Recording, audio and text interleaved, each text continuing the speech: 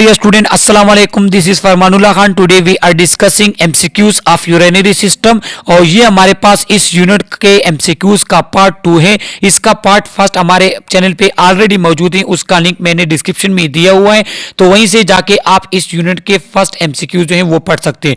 तो अभी हम इसके पार्ट 2 के MCQs एक्सप्लेन करने जा रहे हैं। ये इंतहाई इंपॉर्टेंट MCQs हैं, ये आपके फाइनल एग्जाम्स में आते हैं। तो फर्स्ट MCQs हमारे पास ये है कि renal corpuscle originate from the superficial part of the cortex and has a short loop of Henle।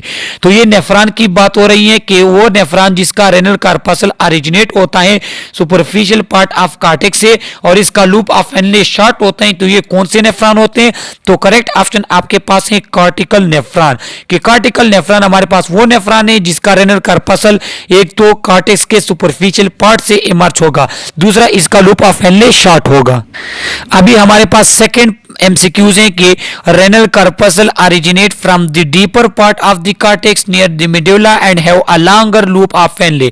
कि वो नेफ्रॉन जिनका रेनल कार्पसल एक तो कार्टेक्स के डीपर पार्ट से स्टार्ट होता है, दूसरा उनका लूप ऑफ हेनले लॉन्ग होते हैं, तो वो कौन से नेफ्रॉन होते हैं? करेक्ट ऑप्शन आपके पास है जुक्स्टा मेडुलरी नेफ्रॉन। या आपके पास ऐसा भी आता है कि जुक्स्टा मेडुलरी नेफ्रॉन हमारे पास डीपर ऑफ कार्टेक्स से स्टार्ट होते हैं, इसका लूप ऑफ हेनले लॉन्गर होगा या शॉर्ट होगा। तो आपको पता होना चाहिए कि जुक्स्टा मेडुलरी नेफ्रॉन का लूप ऑफ हेनले लॉन्गर होता है।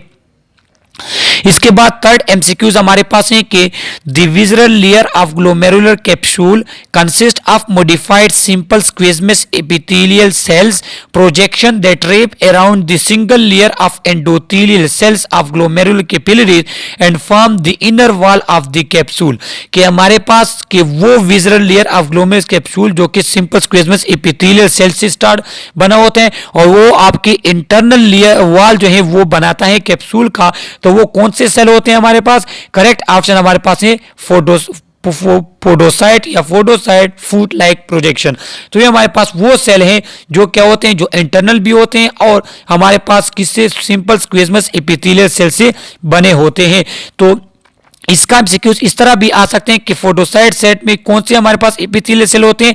सिंपल स्क्विज़मस एपिथेलियल सेल हमारे पास होते हैं। तो इससे किसी भी किस्म का आपके पास MCQs बन सकता है। फोर्थ नंबर MCQs पे आ जाएं कि the columnar epithelial cell in the renal tubule and collecting duct region that are crowded together to form.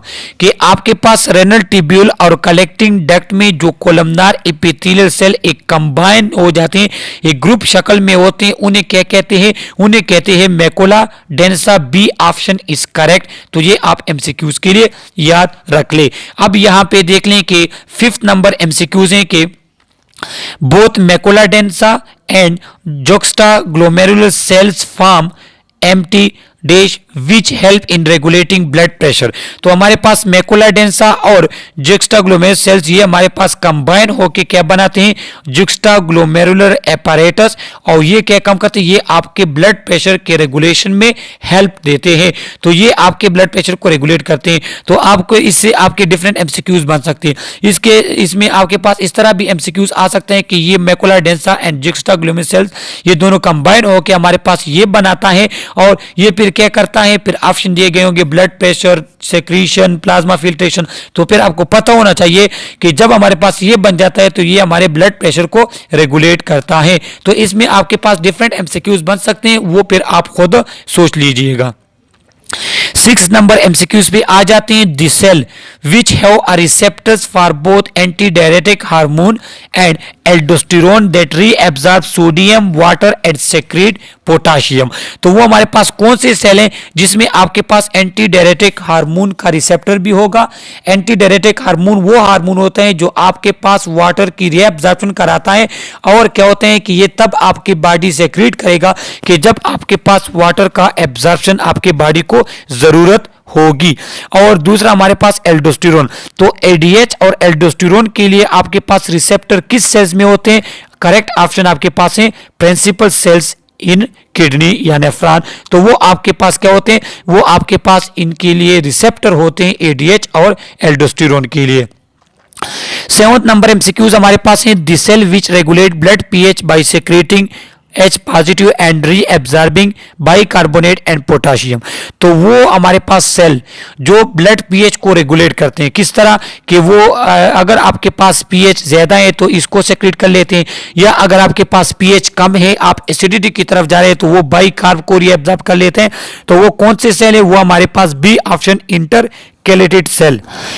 8 number MCQs पे आ जाते हैं। The blood pressure in glomerulus capillary which is about 55 mmHg that promote filtration by forcing water and solute from blood plasma through the filtration membrane is, कि आपके पास उस pressure को क्या कहते हैं जो कि हमारे पास 55 mmHg का होता है, और वो क्या कहते हैं? वो फिल्ट्रेशन कराता है, वो प्रोमोट करता है फिल्ट्रेशन प्रोसेस को। तो हमारे पास इस प्रेशर को कहते हैं, करेक्ट ऑप्शन आपके पास है B, glomerular blood hydrostatic pressure. इसमें एमसीक्यूज आपके पास ऐसा भी आ सकते हैं कि ग्लोमेरुलर ब्लड हाइड्रोस्टेटिक प्रेशर आपके पास कितना होता है, तो आपका फिर करेक्ट ऑप्शन होगा 55 mmHg होता है। और ये क्या फंक्शन करता है? ये आपके पास प्रोमोट करता है फिल्ट्रेशन को। तो इसमें आपके पास 3 एमसीक्यूज हैं वो बन सकते हैं। 9 नंबर एमसीक्यूज पे आ जाएं कि the hydrostatic pressure which is about 15 mmHg exerted against the filtration membrane which oppose filtration, तो उसे क्या कहते हैं? उसे कहते हैं, A option is correct, capsular hydrostatic pressure, कि ये ऐसा प्रेशर होते हैं जो आपके पास फिल्ट्रेशन को अपोज करता है। तो ये कंप्लीट फिल्ट्रेशन किस तरह होती है वो आप हमारे वीडियो लेक्चर में देख सकते हैं, जो कि ऑलरेडी हमारे चैनल पे मौजूद है, उसका लिंक मैंने डिस्क्रिप्शन में दिया हुआ है। लेकिन यहाँ पे सिर्फ आपको ये पता होना चाहिए कि इसे कैप्सूलर हाइड्रोस्टेटिक प्रेशर कहते हैं। इससे आपका ऐसा भी एमसीक्यूज आ सकते हैं कि ये हमारे पास कितना होते हैं? ये हमारे पास 15 mmHg होता है। और थर्ड एमसीक्यूज इसका ये बनता है कि ये हमारे पास फिल्ट्रेशन को अपोज करता है। ये नॉर्मल फिल्ट्रेशन को क्या करता है? अपोज करता है। तो इस एमसीक्यूज से आपके पास मजीद 2 और एमसीक्यूज भी बनते हैं। इसके बाद 10th नंबर एमसीक्यूज पे आ जाएं कि blood colloid osmotic pressure is the pressure due to the presence of protein such as albumin, globulin and fibrinogen in the blood plasma that opposes filtration is correct option आपके पास है B, वो 30 mmHg हमारे पास pressure होता है। और ये कहते हैं ये भी हमारे पास अपोज करता है फिल्ट्रेशन को, और इसे ऑस्मोटिक प्रेशर भी कहते हैं। और ये किस वजह से होते हैं? ब्लड प्लाज्मा प्रोटीन, जिस तरह हमारे पास एल्बुमिन हो गया, ग्लोबुलिन हो गया एंड फाइब्रिनोजेन हो गया। तो ये एमसीक्यूज आपके याद होना चाहिए।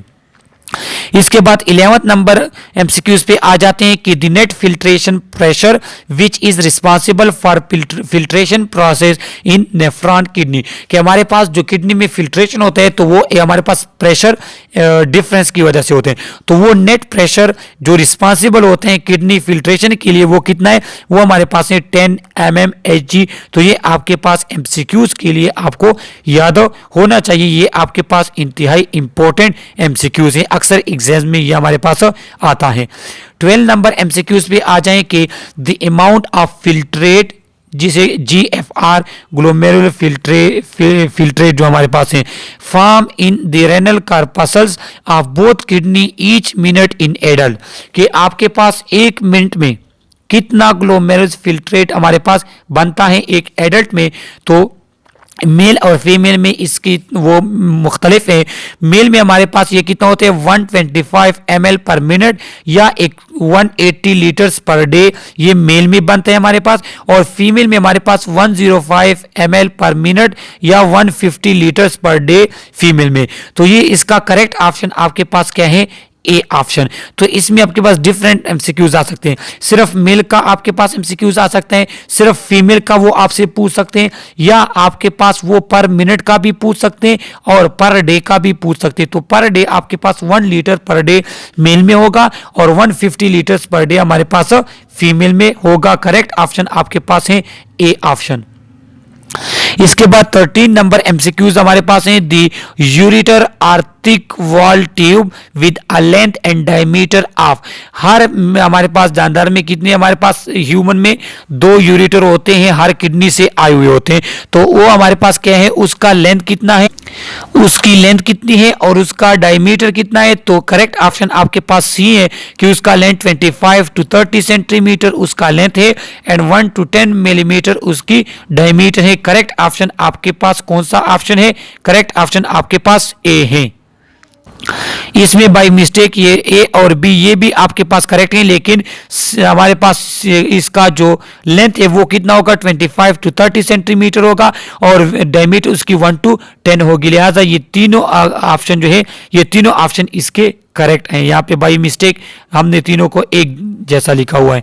14 नंबर एमसीक्यूज पे आ जाते हैं। The layer of ureter are in sequence of outer most, middle and inner most. कि आपके पास जो यूरेटर के 3 लेयर होते हैं उसमें आउटर मोस्ट, मिडल और इनर मोस्ट इसका सीक्वेंस क्या होगा। आउटर मोस्ट को एडवेंशिया कहते हैं, एडवेंटिशिया। सेकंड को हमारे पास लेमिना प्रोप्यूरा कहते हैं और इनरमोस्ट को हमारे पास म्यूकोजा कहलाता है। तो ये इसका करेक्ट सीक्वेंस है कि फर्स्ट हमारे पास एक्सटर्नल से अगर जाए आउटर मोस्ट एडवेंशिया, इसके बाद हमारे पास आउटर मोस्ट एडवेंटिशिया, मिडल हमारे पास लेमिना परप्यूरा और हमारे पास इनर मोस्ट म्यूकोजा। तो करेक्ट ऑप्शन आपके पास है ए ऑप्शन। ये इसके सीक्वेंस वाइज यहाँ पे लिखा हुआ है तो इसका सीक्वेंस भी आपको याद होना चाहिए। इसके बाद 15 नंबर एमसीक्यूज हैं कि average capacity of urinary bladder. कि एक एडल्ट की एवरेज कैपेसिटी यूरिनरी ब्लैडर की कितनी होती है। ए ऑप्शन हमारे पास करेक्ट है 700 to 800 ml। ए ऑप्शन हमारे पास करेक्ट है। आपके इंफॉर्मेशन के लिए एक बात बताई जाए कि जो फीमेल हमारे पास प्रेग्नेंट होती है उसकी ये कैपेसिटी कम हो जाती है क्योंकि उसका यूट्रस जो है वो उसने उसकी जो है ब्लैडर को प्रेस किया हुआ होते हैं, लिहाजा उसके ब्लैडर की हमारे पास कैपेसिटी थोड़ी कम होती है। तो ये वैसे आपको पता होना चाहिए। नॉर्मल हमारे पास जो कैपेसिटी है वो 700 to 800 ml है average capacity of urinary bladder. 16 number MCQs हमारे पास है। The length of urethra in female and male. कि फीमेल और मेल में यूरिथ्रा की लेंथ कितनी है। तो बी ऑप्शन हमारे पास करेक्ट है कि 4 सेंटीमीटर हमारे पास यूरिथ्रा की लेंथ फीमेल में है होती है और 20 सेंटीमीटर यूरिथ्रा की लेंथ मेल में होती है। बी ऑप्शन हमारे पास करेक्ट है। इसके बाद 17 नंबर एमसीक्यूज पे आ जाते हैं कि discharge of urine from the urinary bladder is called. A option maturation, B option urination, C option voiding, D option all of the above. इसमें correct option all of the above है कि एक person जो urine pass करता है इस process को maturation भी कहते हैं, यूरिनेशन भी कहते हैं, वॉइडिंग भी कहते हैं। डी ऑप्शन आपके पास करेक्ट है।